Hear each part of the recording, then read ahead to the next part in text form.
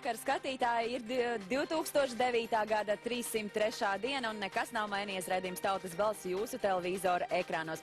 Kopā ar jums būšu es, Elīna Doļģe, bet mans kolēģis Māris Grigals atrodas Tirdzniecības centrā Mols. Un kā jau mēs vakar solījām, mēs šodien parādīsim akcijas Zelta rudens noslēguma pasākumu. Vislabāk ķeramies klāt pie lietas jau tagad, un tieši tādēļ vaicāšu Mārim. Māri, kāda atmosfēra šobrīd valda Molā?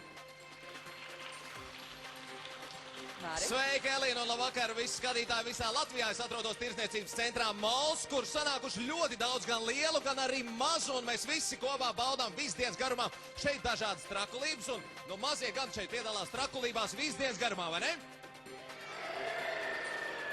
Un pieaugušie ar, vai ne?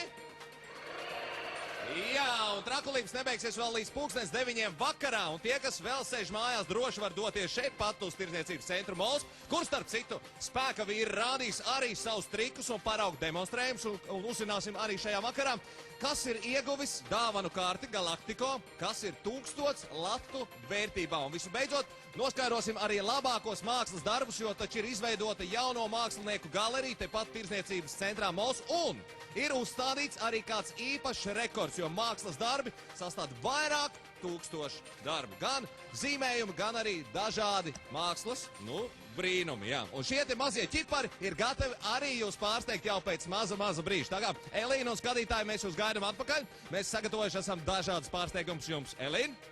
Jā, Māri, paldies. Protams, mēs redzījuma laikā vēl redzēsim visu to, ko Māris mums sasolīja, un es domāju, ka tur varētu būt diezgan interesanti. Ja nu kas, jūs pēc redzījuma Tautas balss, protams, arī varat doties uz Tirdzniecības centru Mols. Bet